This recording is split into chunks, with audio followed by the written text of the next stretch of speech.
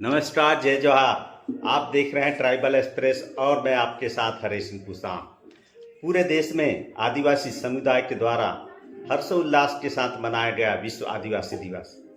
संपूर्ण विश्व में निवासरत जनजातियां समाज में व्याप्त उपेक्षा, गरीबी, अशिक्षा, स्वास्थ्य, बेरोजगारी, बंधुआ मजदूर जैसे अनगिनत सामाजिक समस्याओं पर विश्व का ध्यानाकर्षण कराने, इन समस्याओं पर विचार कर दूर करने एवं समाज को एकता के सूत्र में बांधने तथा संपूर्ण विश्व में बंधुत्व की भावना बनाए रखने के उद्देश्य से संयुक्त राष्ट्र संघ द्वारा 23 दिसंबर 1994 से प्रतिवर्ष 9 अगस्त को विश्व के देशज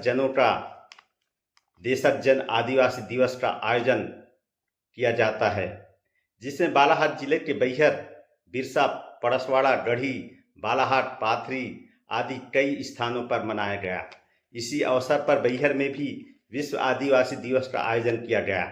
सर्वप्रथम गोंडवाना सामुदायिक भवन से रैली निकाली गई।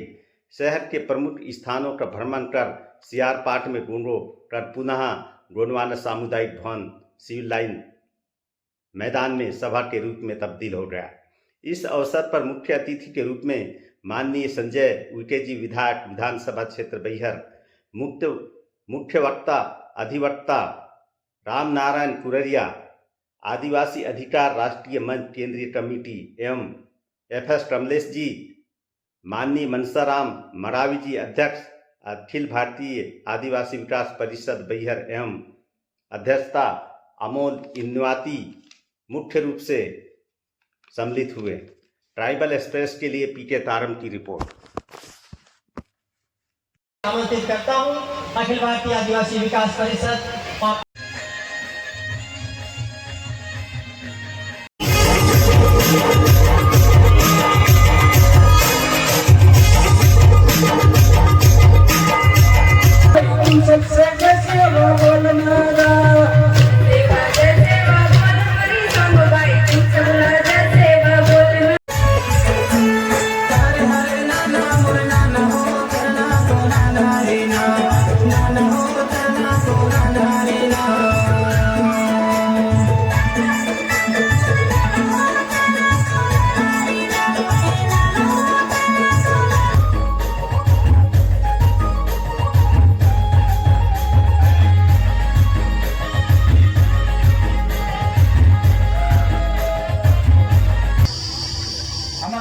से लड़त हमें जंगल के बचाए बस हम बैठे वो जंगल काटे रहे।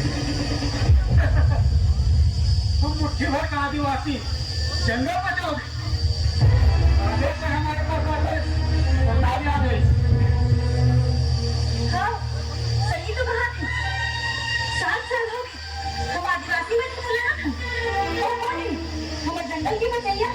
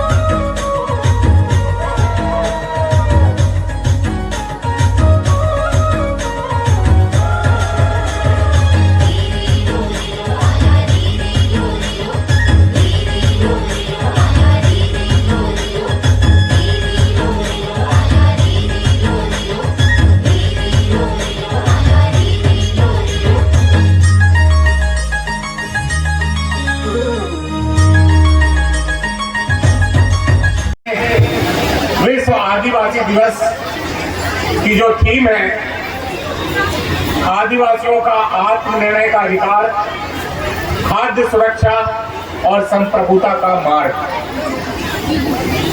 आत्मनिर्णय मतलब ये कोई नया विचार नहीं है। आत्मनिर्णय कोई नया विचार नहीं है। ये हमारे पुरखों का दर्शन शास्त्र रहा है, जिसके जरिए हम लोग हजारों वर्षों से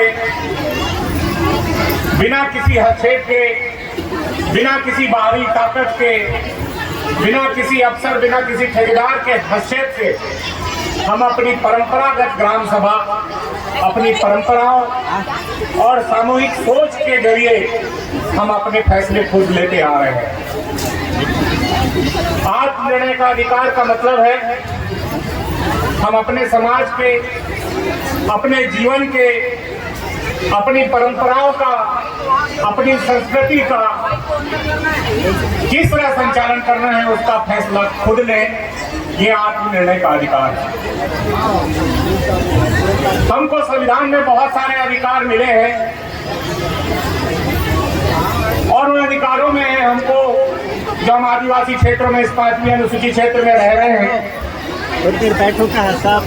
जिसमें हमको पेशा अधिनियम लागू है 5वीं अनुसूची क्षेत्र में, और वन अधिकार कानून हमारे बीच में लागू हुआ है।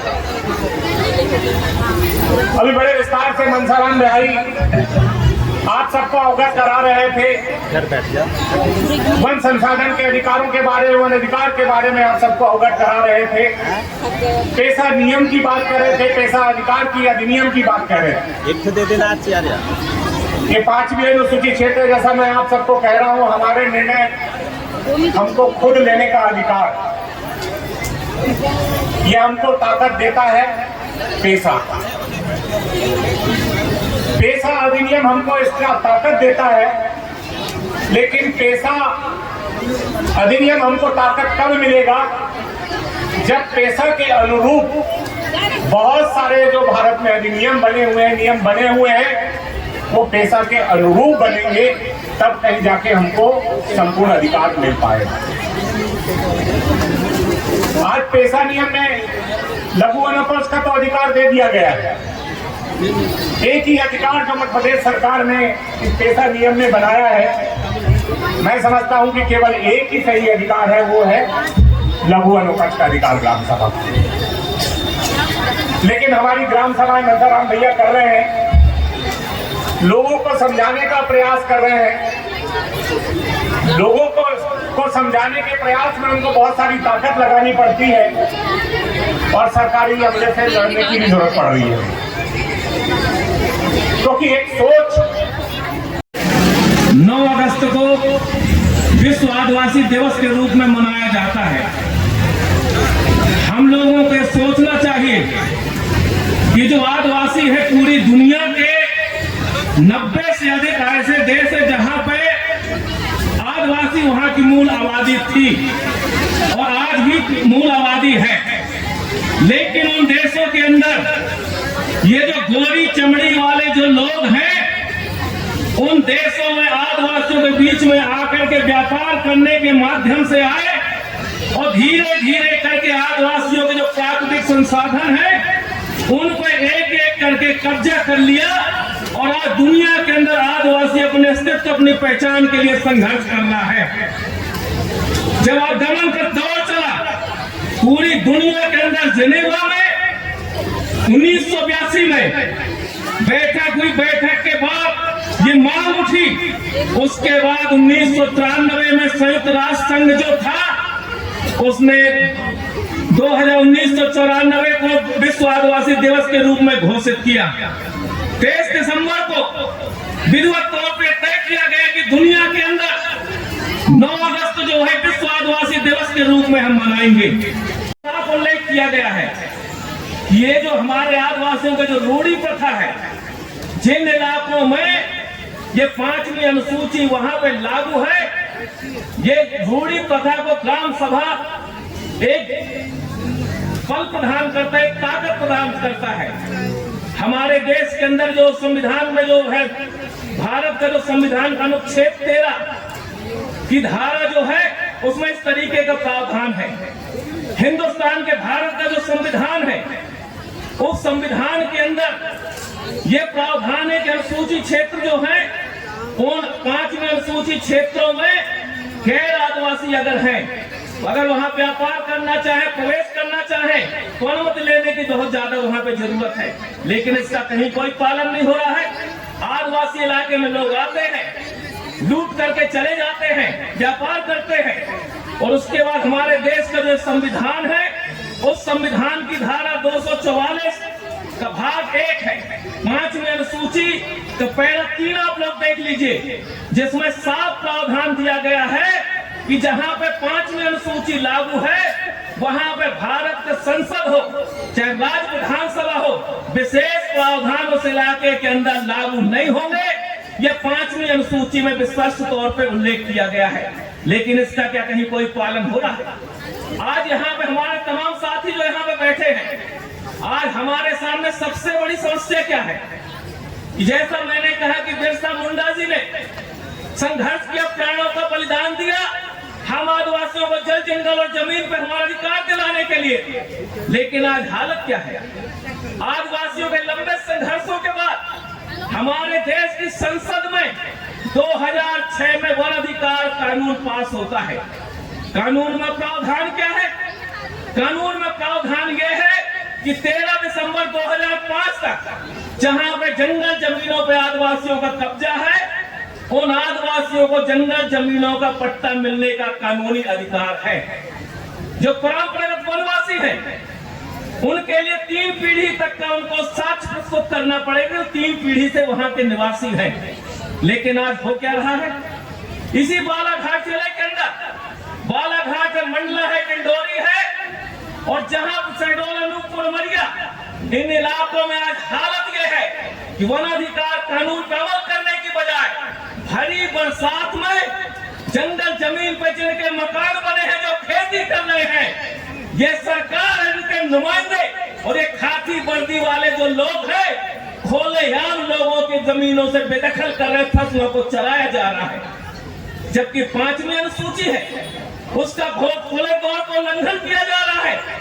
और अब हमारे सामने सबसे बड़ा सवाल यह है कि पूरे मध्य प्रदेश में 5,70,000 से ज्यादा दावे, आपत्ति जो दावे किए गए थे 2008 और 9 में, उसके बाद उन आधे से ज्यादा जो आवेदन है, बिना उनका सत्यापन किए जंगल जमीन पे कब्जे के आवेदनों को निरस्त कर दिया गया। और उसके बाद आज हमारे सामने सबसे बड़ा खतरा है मेरी बहनों, ये गोंडवाना की राजकुमारियों, सबसे बड़ा खतरा ये है कि आज हमारे देश के अंदर जो आदिवासियों के दुश्मन, आदिवासियों के जो विरोधी हैं, जो वन प्राणियों के नाम पे जो गैर सरकारी संगठन है, इन लोगों ने वन अधिकार कानून को बदलाव करने के लिए 2013 में पूरे हिंदुस्तान